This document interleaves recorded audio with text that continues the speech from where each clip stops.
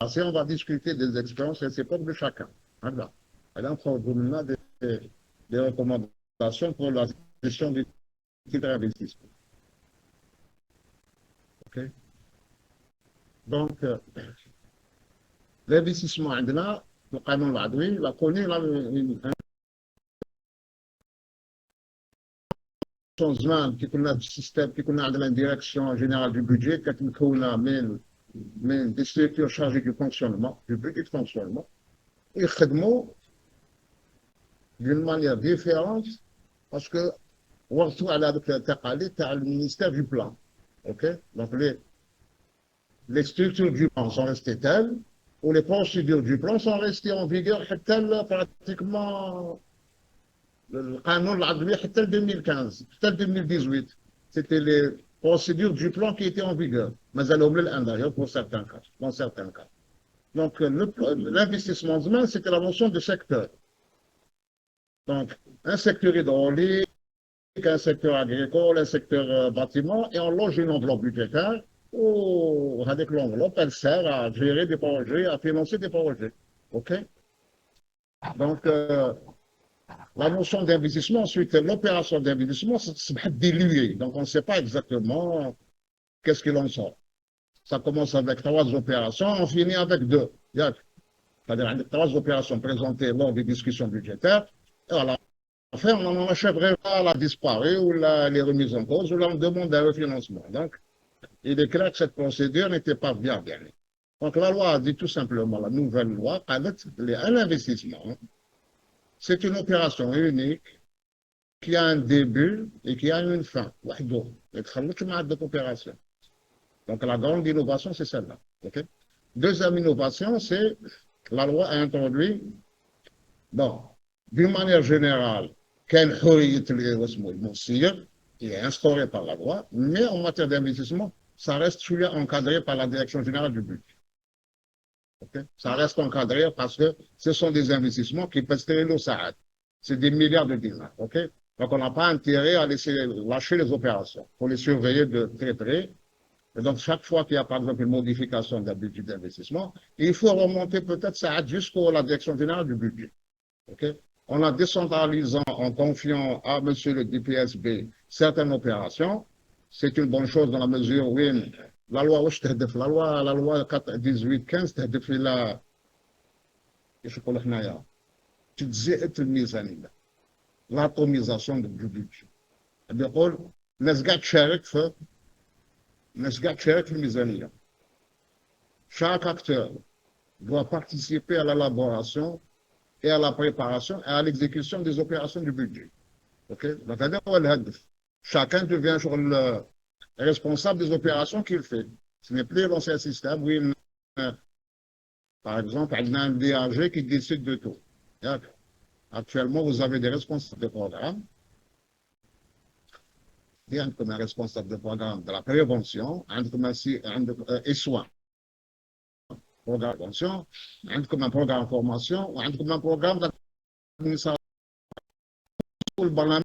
أهمية في تقديم الاحتياجات تاع السيرفيس ديالو du moins du domaine هذاك concerné تاع لا فورماسيون عندهم ان بيجي تاعهم ما يتخلطش مع لونسيان مع البيجي دي زوتر ديريكسيون les soins et prévention عندهم leur propre budget. Donc c'est à monsieur le responsable du programme de décider et décider وحده. Encore une fois تفهمنا باللي il y a toujours une collaboration, il y a toujours un dialogue de gestion, il y a كاين حوار بين المسؤولين. Donc, chacun présente les besoins qu'il a et discute avec le responsable pour obtenir le financement nécessaire pour faire ces opérations. Okay? Ceci dit, c'est normal parce que l'État il a une contrainte budgétaire. Donc, on ne peut pas financer tout le chose. Okay? Donc, en principe, le rôle du ministère des Finances va tout simplement être à un niveau très, très, très élevé. Quelle est la dépense nécessaire pour le fonctionnement de tous les services publics de l'État.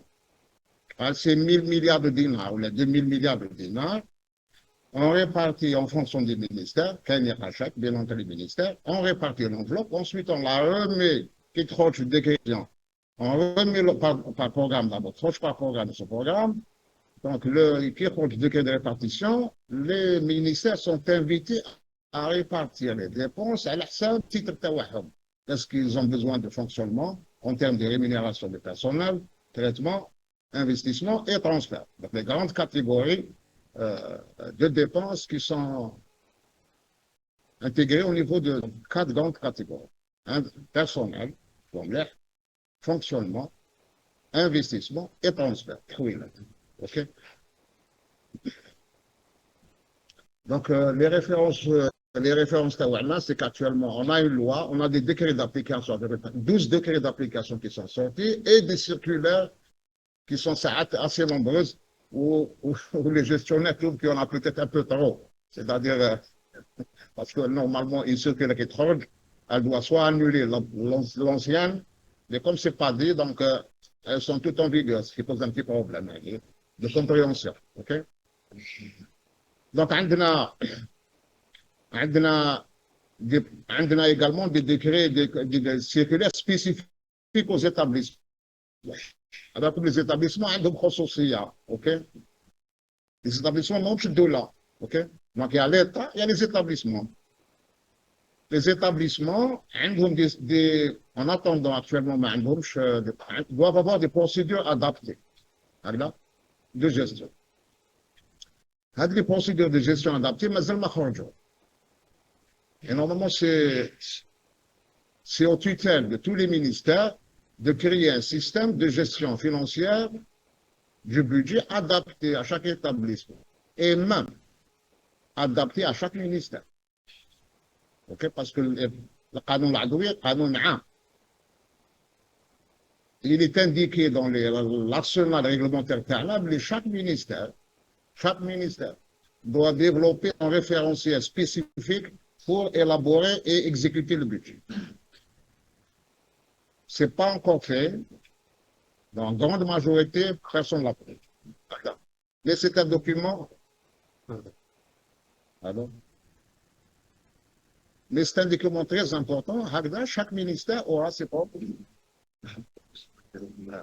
Donc, c'est un document très important dans la mesure où chaque ministère, parce que chaque ministère a d'autres sociétés. La santé a des spécificités. Hein? OK? Elle a un système d'acquisition et d'achat qui est différent des autres ministères. Elle doit acheter des biens elle doit acheter certains biens en urgence. Et même en dépassement de crédit, ou là, même s'il y a crise sanitaire, il faut intervenir tout de suite. Donc, même la réglementation des marchés, on n'en tient pas compte. On va directement chez quelqu'un pour lui dire on achète, ou là on construit, ou là. Raoul. Ensuite, on fait un marché de régularisation. Donc, il y a des spécificités que les ministères doivent écrire. La réforme, en plus de ça, elle apporte une autre nouveauté, qu'on ne voit pas souvent. C'est la plus. Tu envoies des chiffres, salam alaikum. Non, ça ne marche plus. Ça ne marche pas avec des chiffres. Il faut expliquer. Pourquoi vous proposez ce chiffre? À quoi il va correspondre? Quels sont les résultats à atteindre? Donc, il faut écrire. Et le document ministériel, c'est bon, à toute semaine ou là maintenant. Et donc, le document ministériel qui retrace tous les programmes doit indiquer exactement quels sont les indicateurs de résultats et quel est le financement qu'il faut pour atteindre ces résultats. Ce document-là est présenté au gouvernement. Donc, ici, à peu près, qu'on va dans un sens. OK? Et ça permet à chaque ministre de voir l'évolution de son secteur honoraire. Est-ce qu'on a atteint les objectifs? Je sais par exemple que le ministère de la Santé a dernièrement indiqué comme résultat la diminution du séjour dans un hôpital. Donc, qu'est-ce qu'il fait? Il donne une norme actuelle. Actuellement, les gens séjournent arrêter 8 jours. Une moyenne de 8 jours par malade au niveau d'un hôpital. Donc, oui, il peut réduire ça à 5 jours. C'est un exemple que je dis. Hein. Voilà, qui n'est pas vérifié sur la réalité, mais c'est un exemple. Donc, 8 jours à 5. Donc, chacun va intervenir à son niveau pour réduire ça. Maintenant, si c'est possible, si un service peut le faire, bah, eh ben, s'il y a des services qui ne peuvent pas, en raison de la thérapie prodiguée, comme qui ne peut pas être inférieur, par exemple, par 8 jours, il n'y a pas de problème. Mais on s'achemine vers le résultat atteint de 8 à 5. Alors, pour faire de 8 à 5, ce n'est pas en une année, c'est peut-être en 2 ans à 3 ans. Donc, vous êtes à 8, vous descendez à 7 jours par malade, et la deuxième année à 6, et la troisième année à 5, et vous obtenez votre résultat. Okay? Vous obtenez un résultat qui est inscrit. Bon, si quelqu'un veut intervenir, pas de problème. Vous pouvez intervenir à tout moment. Ça me dérange pas.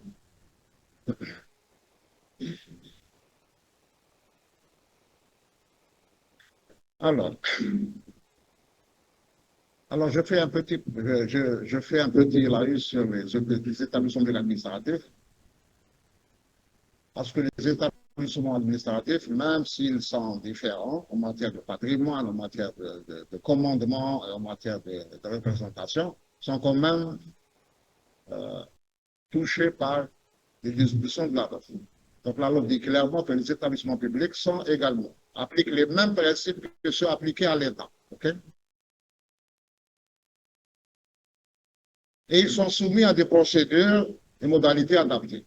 Okay? Donc chacun est invité à, chaque établissement normalement donc est invité à faire des procédures adaptées, ne serait-ce pour les marchés publics.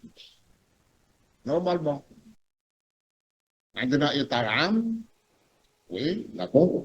Mais chaque établissement devra produire des procédures adaptées à ses acquisitions.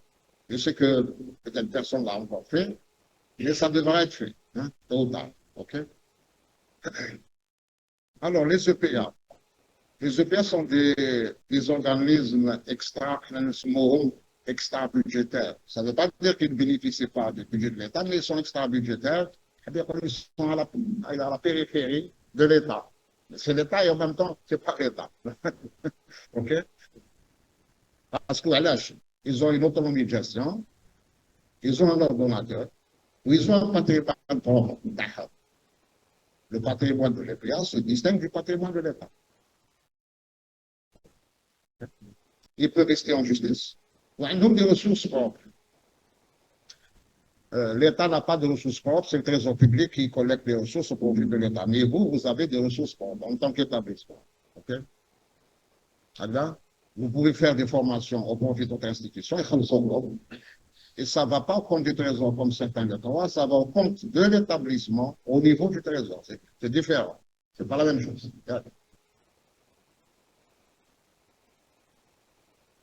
Alors, juste quelques définitions pour savoir de quoi on parle, parce que ça a les dépenses qu'on a fait, la nomenclature des dépenses peuvent être confondues. C'est l'investissement et entre investissement et fonctionnement. Ça il y a juste une petite marge. D'ailleurs, c'est rare. Ça ne pas savoir.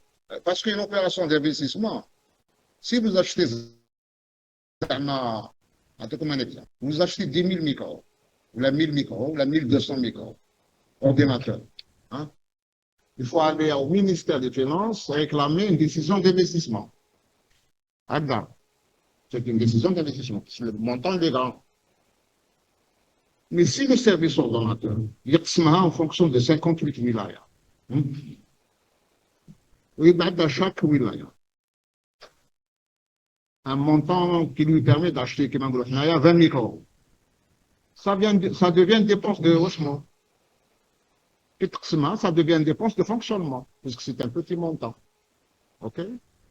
Vous allez mettre donc une opération d'investissement, par le biais de sa répartition, est devenue une opération simple de fonctionnement. Alors, c'est quoi une dépense de fonctionnement? Une dépense consommée au cours de l'année. Hein? Agda. Elle se consomme au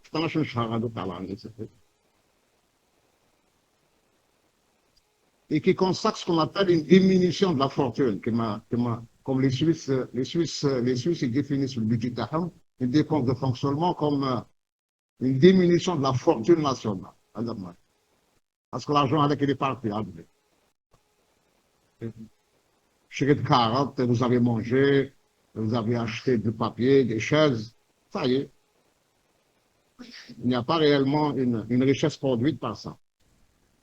Par contre, une dépense d'investissement, c'est un patrimoine. Quelque chose qui peut être éventuellement être vendu ou commercialisé. Okay? Là, qui peut produire également un avantage économique.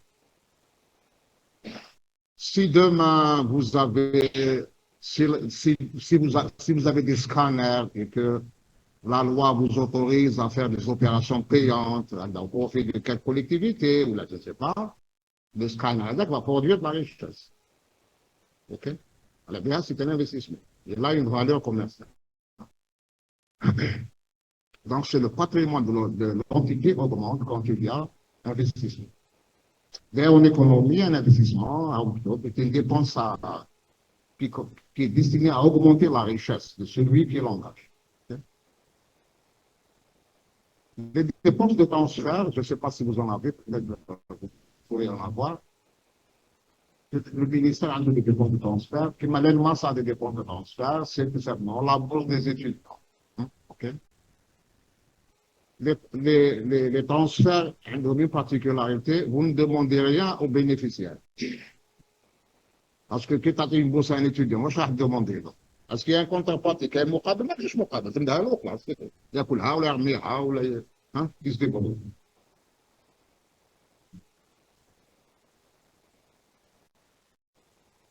Alors, actuellement, عندنا la nomenclature par nature économique de la dépense. خرجنا نتكلم sur ça. عندنا 7 titres. Comme le titre 1, le titre 2, 3 et 4, عندنا le titre 5 et 6 et 7 qui ne concernent que le ministère des Finances. Parce que ça parle de dette et de transactions financières, donc ça ne concerne pas. وعندنا un titre de dépenses imprévues, c'est les dépenses imprévues, c'est l'ancien charge commune d'Azman. S'il y a besoin d'argent, tu peux mettre sur une cagnotte. Donc on garde une cagnotte au niveau du ministère pour faire face à des difficultés financières. Le titre Tawam sont à la zone. Les immobilisations incorporelles, cette maladie ma'naouia, c'est tout simplement les licences, la main informatique, qui ont une valeur commerciale.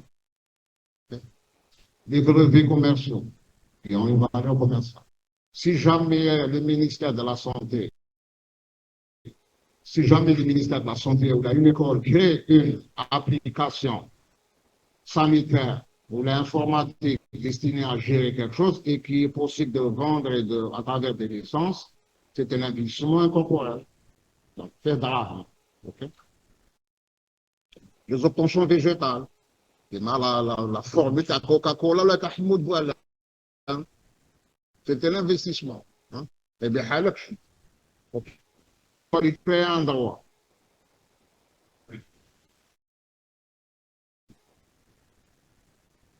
وعندنا les immobilisations corporelles, de l'investissement. Alors, vous les avez tous en c'est les terrains, les infrastructures routières. L'État algérien, pratiquement, est titulaire de tous ces biens.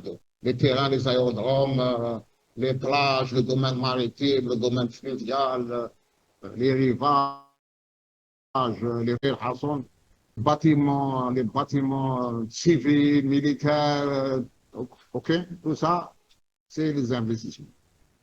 Vous avez la machinerie, le parc roulant, le matériel de transport, bref, tout ce qui a une consistance physique. OK? Donc,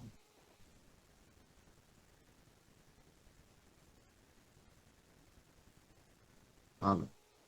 Cette classification sert à faire une programmation budgétaire. Pour les services de l'État, il n'y a aucun problème. Ils doivent utiliser cette nomenclature pour préparer le budget là pour l'exécuter. Alors, pour les établissements ont donc deux sections. Des recettes, des dépenses, qui est toujours en vigueur. Et faire les chapitres. Ça a été à 20 chapitres, ça a été à 19. Vous avez un chapitre réservé au personnel, un chapitre réservé à certaines acquisitions, un chapitre réservé, etc. Donc, vous avez une vingtaine. Alors, comment on fait? C'est toujours en vigueur. Comment on fait? Vous devez tout simplement, pour préparer votre budget, alors, pour préparer votre budget, vous devez rattacher chaque chapitre à un titre de dépense de la nomenclature par nature. Les traitements, les primes, les traitements, les primes, les bonifications, vous les mettez au titre 1. Ensuite, vous voyez tous les chapitres de fonctionnement. Acquisition de petits matériels, de outillage, de papier, carburant. Donc, vous les mettez pièces de rechange, vous les mettez sous le titre de fonctionnement, et vous faites ça pour tous les titres. C'est-à-dire, on a trouvé là-dedans formule pour, en attendant qu'une nomenclature adaptée soit produite par les services du ministère de Finances. Okay?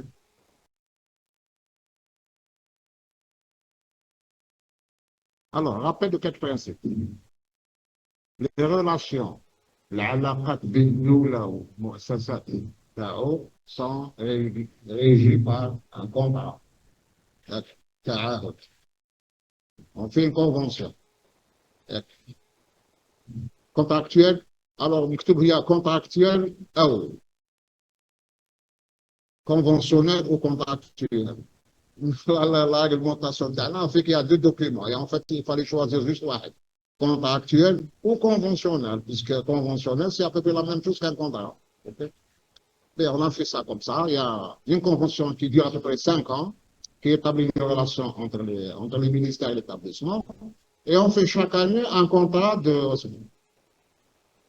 un cadre, un contrat d'action et de performance qui détermine ce que doit faire l'établissement au cours d'une année dans ses relations avec les responsables de programme. Car c'est lié avec les responsables de programme.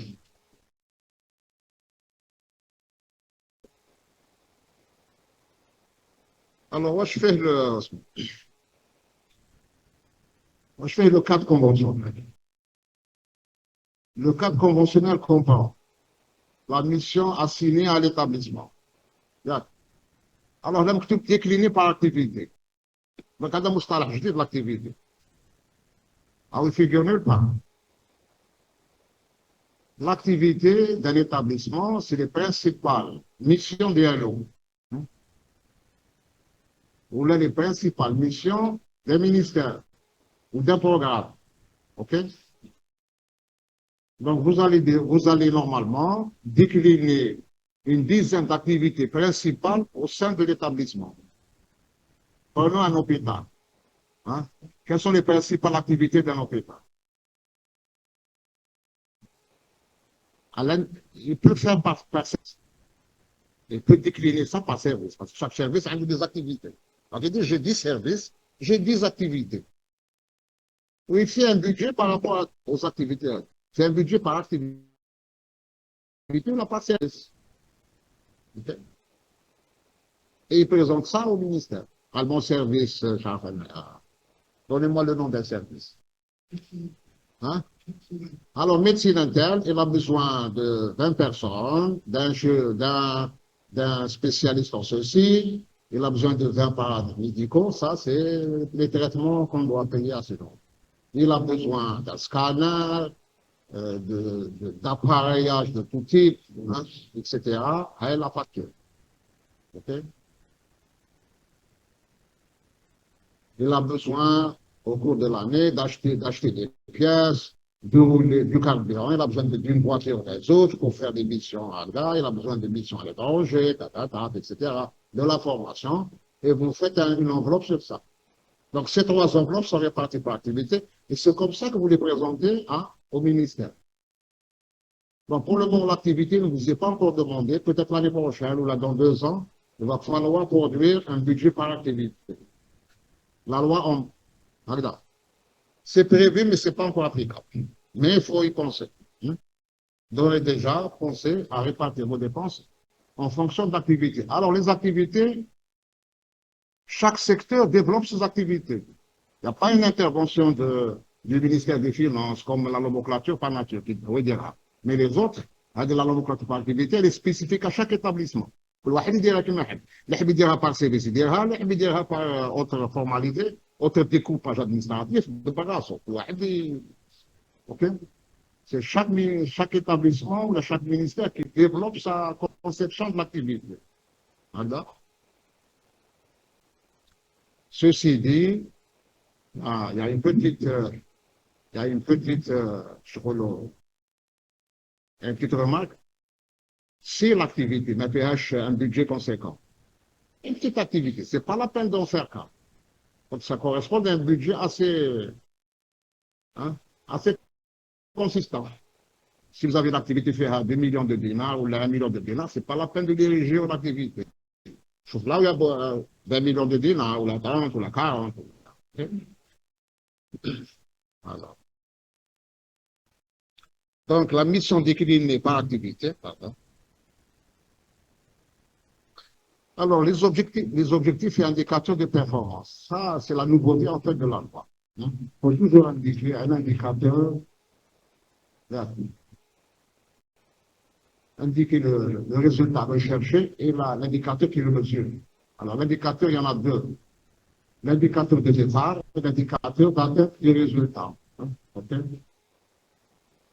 Il y en a toujours deux. Parce que vous n'allez pas dire, je vais faire 20% d'augmentation de ceci, sans ça, je mets la carrière. OK? Il faut le savoir.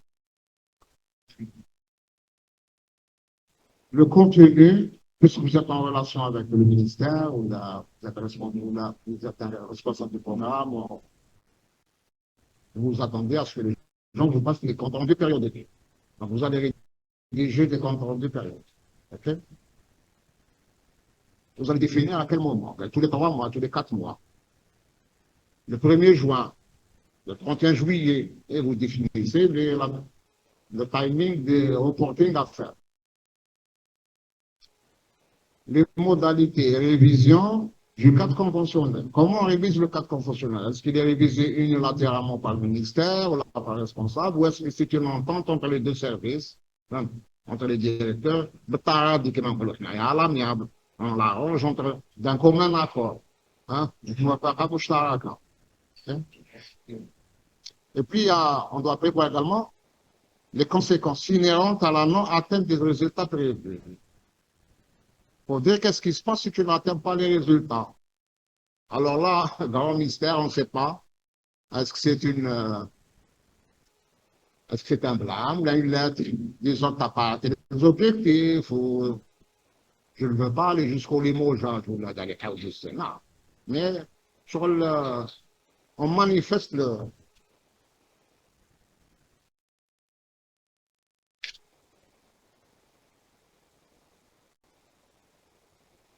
OK?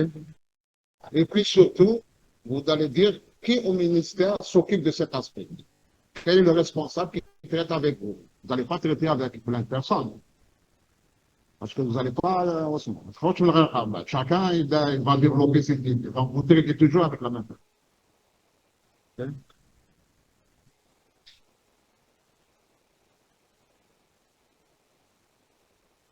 Le contrat de performance. C'est lui le document essentiel, puisque c'est lui qui va tout simplement définir l'enveloppe financière qu'on va vous accorder. OK? Obtenir vos engagements. Okay? Donc,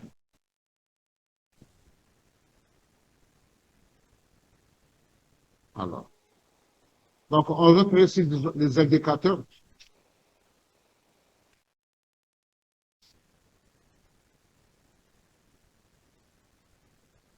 Regarde, on reprécise les objectifs annuels. Ici, hein, c'est annuel. Et on vous donne l'enveloppe. J'ai négocié l'enveloppe pour atteindre ces objectifs. Okay? Et puis, il y a le contrat, il faut définir par titre, qu'est-ce qu'il y a comme argent. Pour le fonctionnement, tu attends, pour le personnel, tu attends, pour l'investissement, tu attends. Voilà, on définit. Et puis, éventuellement, les échéances de versement. L'État ne verse pas directement les sommes là. Il faut tous les 3 mois, 4 mois, on vous verse sur des avances. Moi, je trouve que ce n'est pas tout à fait. Je ne veux pas créer un problème, mais je pense qu'il vaut mieux libérer aux places d'un coup. Parce que la consommation, ça ne dépend pas du fait que vous lui avez donné de l'argent tel jour.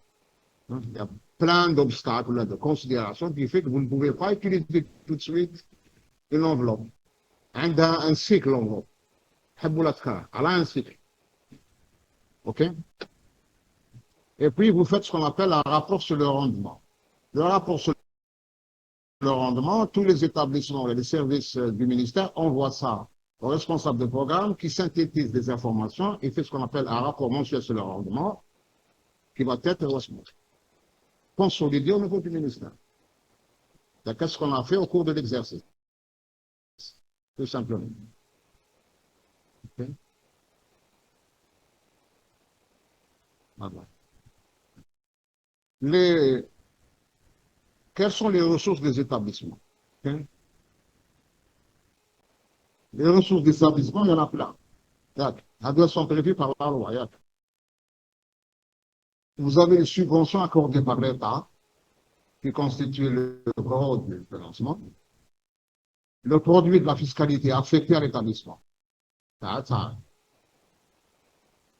Vous pouvez être subventionné par les collectivités locales. C'est-à-dire là où le budget de wilaya peut vous fournir des ressources. Vous avez les recettes propres de l'établissement, si vous faites des activités commerciales. Okay? Vous avez le solde de l'exercice, les dons et legs. Quelqu'un peut vous donner de l'argent pour financer une activité. Et puis vous avez la possibilité de remonter 5% du crédit d'investissement.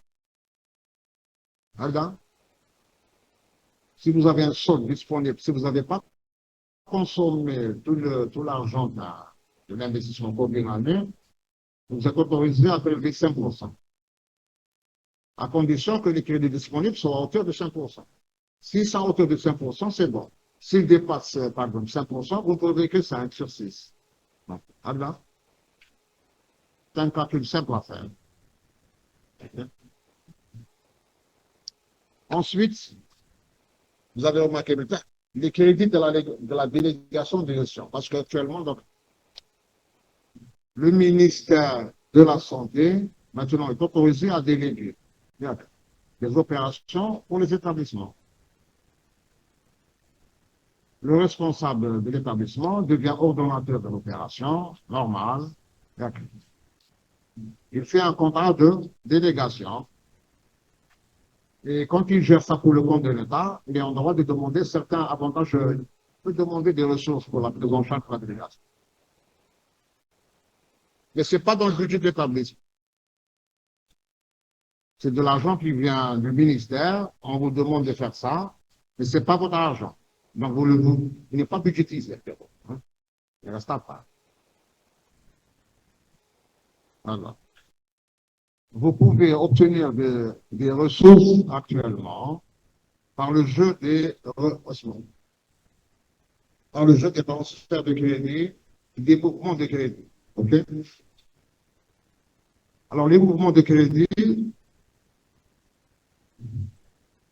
vous avez les transferts de crédit. Lorsqu'on opère d'un ministère, lorsqu'on prélève d'un ministère à un autre, ça arrive. Il y a des transferts de crédit entre ministères.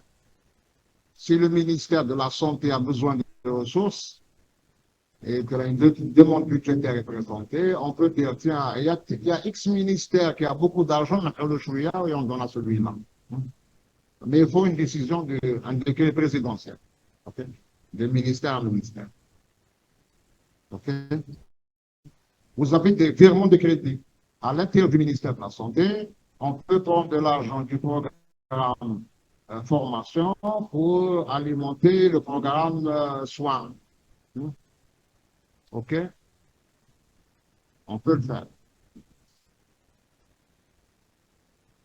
Vous pouvez tenir qu'à avoir des ressources par le rétablissement rétablissement de crédit. Alors, le rétablissement de crédit, c'est par exemple, vous avez payé une dépense à tort. Vous avez payé quelqu'un à tort. واحدة retraite ou خلصتوها pendant 3 mois parce que les documents ne sont pas encore parvenus de fin de sanction, mais tramson pendant 3 mois. Vous avez payé donc. Ah, il y a un versement. Donc, qu'est-ce qu'on fait? On annule l'opération et cet argent vous est restitué. Donc, c'est le comptable qui fait cette opération. L'argent vous est restitué pour pouvoir dépenser tes hajats. Okay. Ou là, vous pouvez également être remboursé pour les établissements actuellement, même l'État peut être remboursé pour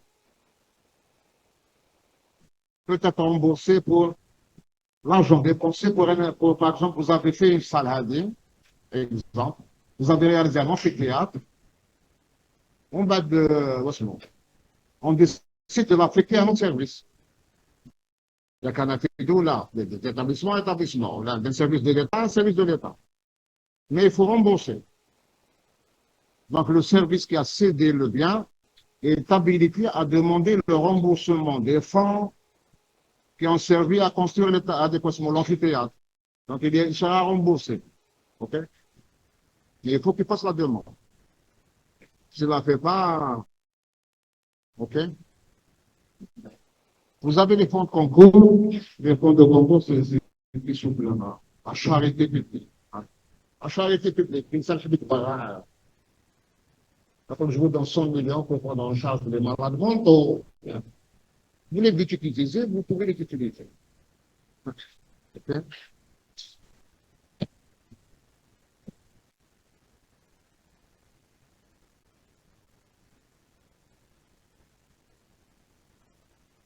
Donc, nous devons le montant à l'investissement. Alors, l'investissement généralement, il a plusieurs phases. Une phase d'étude, d'élaboration du dossier, la conception, la réalisation et l'entretien. Grosso modo, les grandes phases d'un projet d'investissement, quel qu'il soit au niveau commercial ou là au niveau étatique. OK?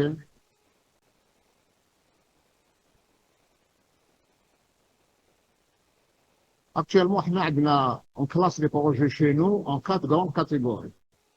Maintenant, vous avez les projets en étude, la réalisation, l'équipement et la réhabilitation.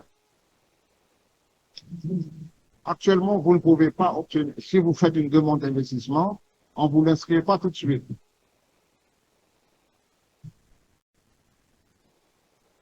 On le fait, on donne une enveloppe, faire l'étude, la réalisation et l'équipement.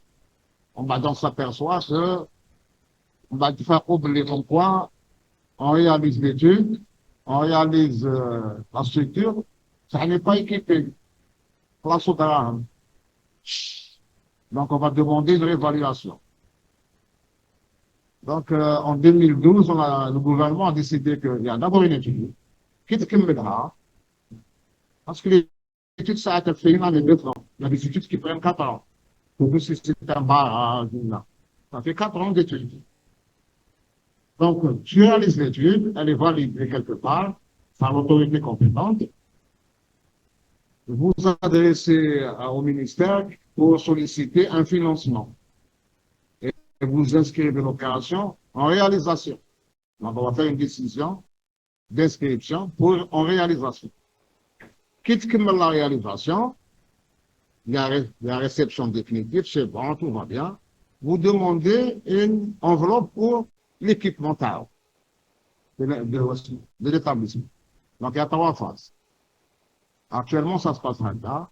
Mais de temps en temps, il y a des opérations qui sont encore inscrites, pour, je ne sais pas pour quelle raison, peut-être d'urgence ou là, qui sont inscrites directement.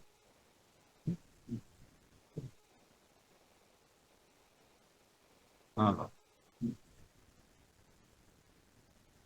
Alors, les opérations d'investissement passent généralement par des contrats. Tout le budget d'investissement passe pratiquement par des contrats. OK? Des contrats de travaux, de services et d'études.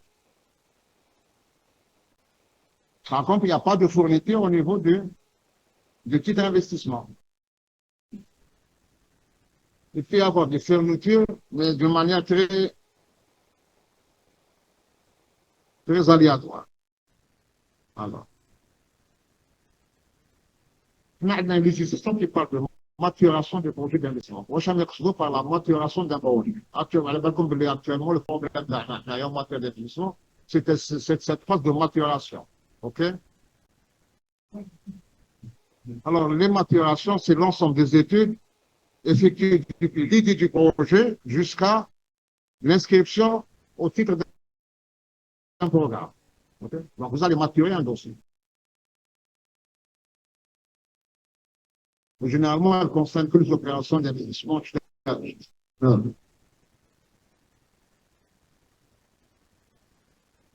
Alors, je rappelle tout simplement que nous avons trois étapes pour une de réalisation d'équipement. Ça se passe quand? Les projets actuellement ne peuvent être inscrits, les projets d'investissement ne sont inscrits que lors des négociations budgétaires qui se déroulent au mois d'avril. Actuellement, je crois que c'est le cas. OK?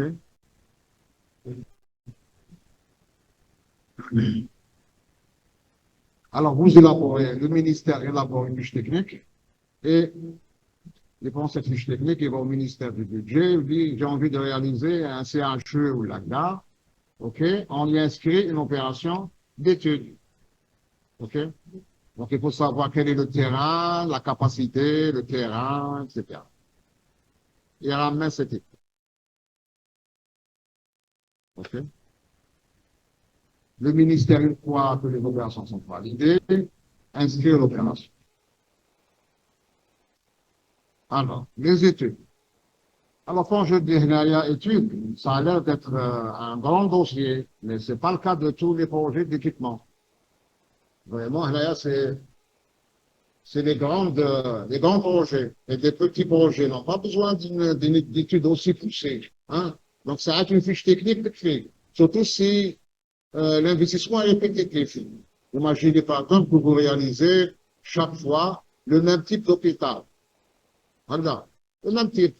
Un hôpital de 60 lits. On n'a pas besoin de faire chaque fois une étude poussée. On a déjà accompli l'étude. Donc, il faut peut-être, il y a juste cette spécificité à prendre en charge. Donc, c'est répétitif. Okay? Okay? Donc, une étude est simple lorsqu'elle a un usage répétitif. Alors, vous pourriez inscrire une opération en étude et réalisation. Si vous obtenez l'accord du Premier ministre. Okay? Si vous faites une demande d'inscription en dehors des discussions budgétaires qui se déroulent en avril-mai, vous devez avoir l'accord du Premier ministre. Sinon, le ministère des Finances refuse de traiter des dossiers qui viennent en dehors de la période de négociation budgétaire. Donc, il faut chaque fois monter vers obtenir une dérogation du Premier ministre. Okay? Maintenant, si c'est des opérations qui sont relatives au renouvellement des équipements, ça peut être sans étude de maturation préalable. Donc, voilà. Faites attention. Je ne sais pas si vous le savez, mais les opérations d'études, elles coûtent cher. Elles coûtent très cher. Donc, il faut les limiter au minimum. Pas besoin de les répéter à chaque fois pour un même objet. Okay? Moi, je sais que ça coûte. D'abord, est-ce que c'est une dépense de fonctionnement ou là de. Je pose la question. Une étude, c'est du fonctionnement ou là de l'équipement? Est-ce que quelqu'un peut répondre? Une étude. Oui, du budget de fonctionnement ou là du budget d'équipement?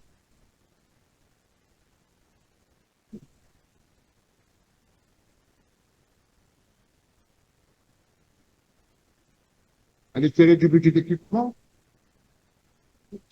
Alors, supposons qu'elle n'a pas été validée.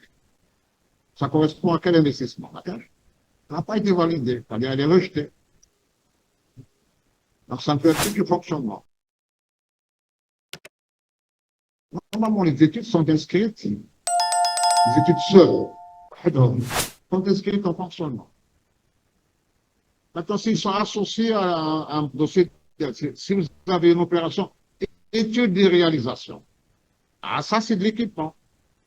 Parce que c'est une opération d'équipement. Mais si c'est une étude wahidha, elle devrait être le fonctionnement, tout simplement. Parce qu'elle peut ne pas déboucher. Et même si elle débouche, c'est toujours du fonctionnement. Sauf si vous faites une étude qui présente un intérêt technique très, très poussé que vous pourriez vendre. Parce que c'est un procédé technique spécial. Au cas, ça devait sur la brevet d'invention ou la RTA. Donc, OK, ça devient d'investissement. Alors,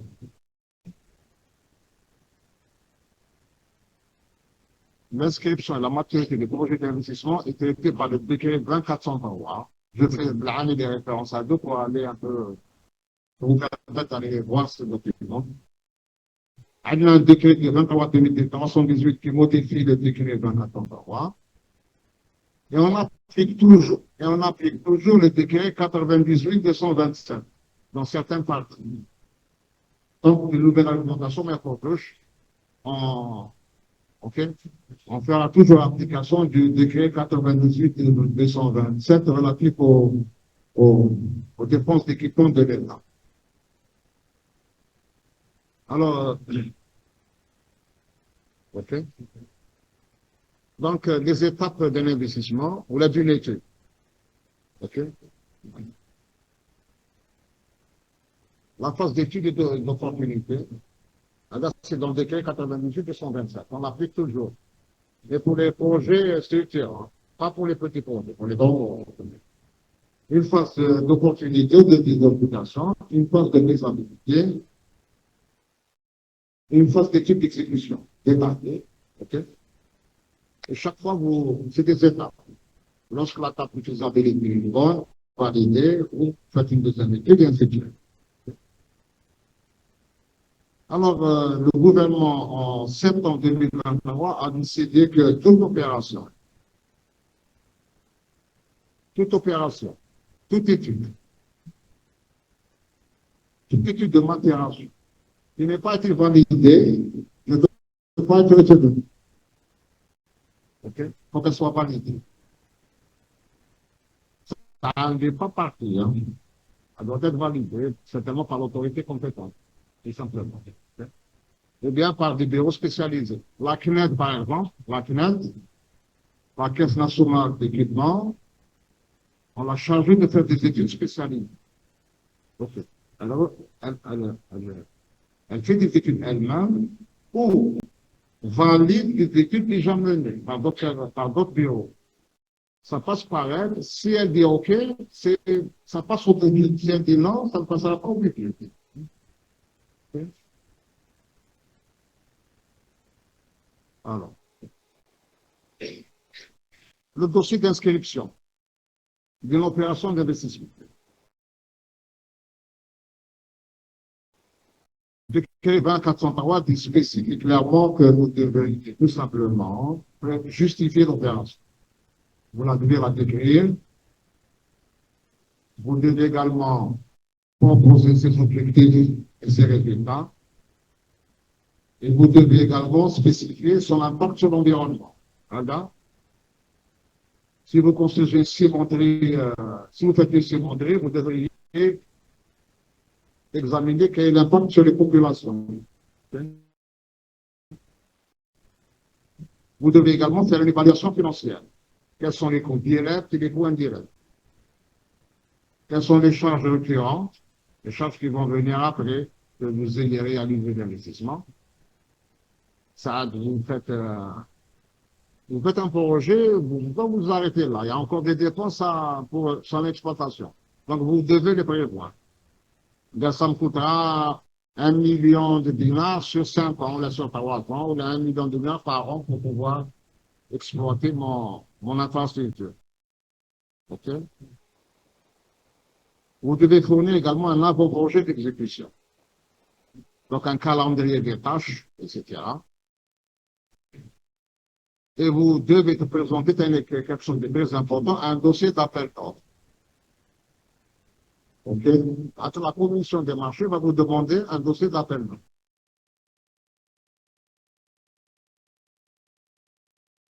Comme ça, vous pourrez déterminer le besoin à satisfaire.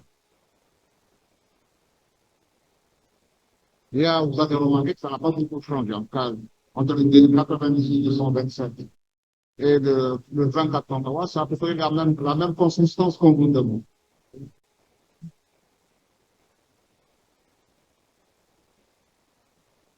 Alors, je vais passer rapidement sur les étapes cadeaux, les étapes d'étude, l'opportunité. Alors, vous devez tout simplement répondre à la question suivante. Est-ce que le projet répond à un véritable besoin? OK? Attends.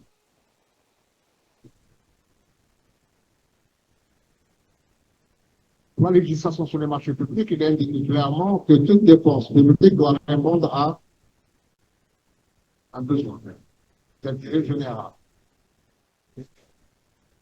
Toute dépense publique doit correspondre à satisfaire un intérêt général. Sinon, elle est prohibée. Elle est interdite. Okay? Toute dépense qui ne satisfait pas l'intérêt général est prohibée. Okay? Donc, l'étude a pour objet de dire ça. Donc, ça donne lieu à une étude technique préliminaire, une étude de... Alors, l'étude de clientèle, alors pour vous, c'est quoi si vous réalisez un hôpital? L'étude de clientèle, c'est la population environnante. C'est la population ciblée par Westbrook. La population ciblée par si vous faites une clinique de Gondry, vous devez vous interroger sur les clients que vous allez recevoir. Hein, c'est tous les clients de la région que vous allez recevoir. On a uniquement les clients de la Ouleta et vous devez faire ça. Vous étudiez la clientèle. Parce que finalement, tout le budget tout le budget qu'on met en place, il répond à quoi? Il répond à satisfaire le besoin du citoyen. Okay. Toute l'administration fonctionne pour au service du citoyen, pour ces actes qu'elle fait. Okay.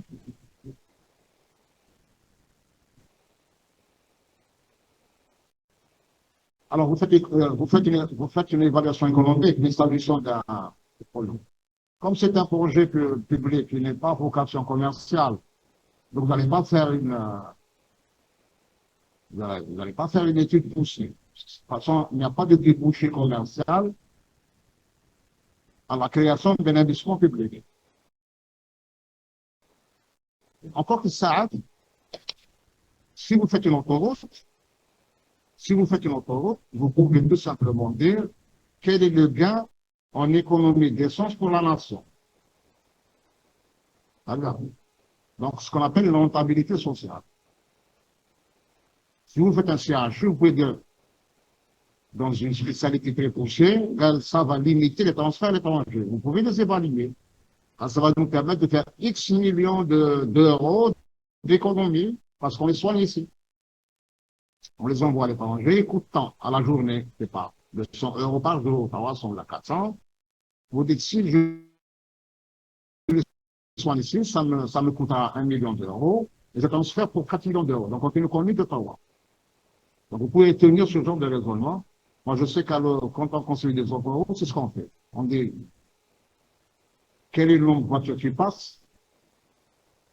Zman, ça passait par, on faisait 20 km de route, on construit un tunnel sur la montagne qui abrège la distance à 2 km au lieu de 14. Donc, on multiplie la consommation d'essence du nombre de véhicules qui passent par jour. Et vous dites, ça nous économisera la nation. Vous, en tant qu'individu d'abord, voilà en tant que nation. Il n'importera pas du gasoil, par exemple, à raison de X montant. OK? Parce qu'on a fait le harata, chaque fois qu'il y a un tunnel, on fait cette évaluation. Et on calcule l'économie réalisée en faisant un déficit. Donc, ça donne une idée au décideur. Okay?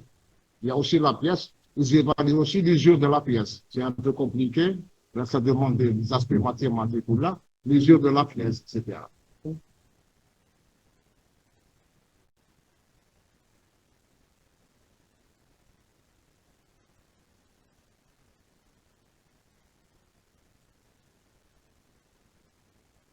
Alors, la fiche pour un investissement, vous la voyez en face. Toutes les informations concernant le projet. Le ministère concerné, le programme, ses subdivisions, de rattachement. Vous allez dire ça, c'est rattaché au programme soins ou au programme formation. Okay? L'intitulé du projet, sa description, son objectif, les justifications, les résultats attendus, les impacts socio-économiques. Les impacts socio-économiques, par contre, vous direz, ça va créer de l'emploi. Comme l'État a un objectif d'emploi, vous devez le citer. Emploi des handicapés. Okay?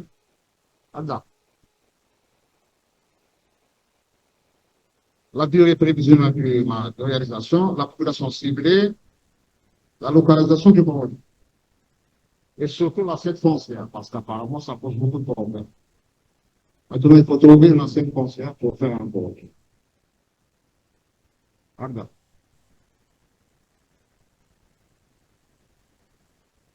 Je, je vous épargne tous ces détails-là.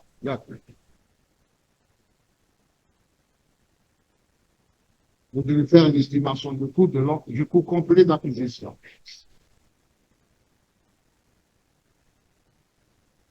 Actuellement, quand on fait un projet, vous devez mentionner pas le coût de réalisation, hein, mais le coût complet. Okay?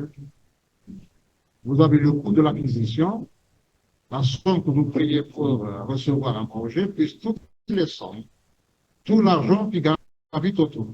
Les frais d'avocat, les frais de notaire, les frais de la publicité, j'appelle le coût d'acquisition, le coût complet. Les transports, la manutention, c'est comme vous achetez un scanner, c'est quoi? Soit 1 million, oui, c'est bon, à partir d'1 million.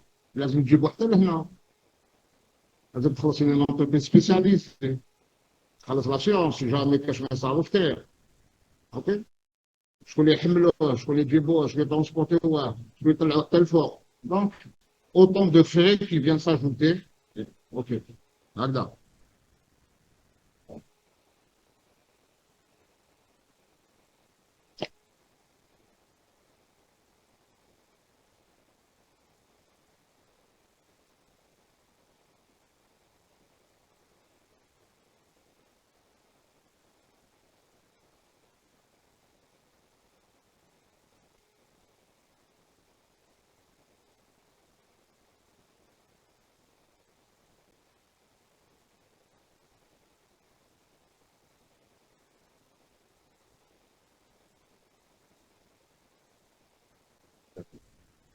On fait ça en vérité. Sauf si, parce que bon,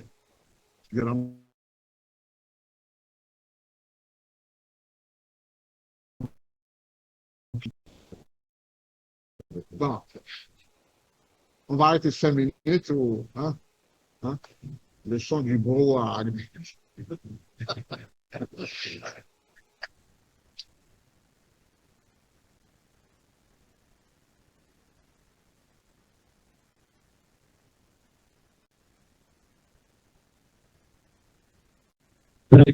السلام عليكم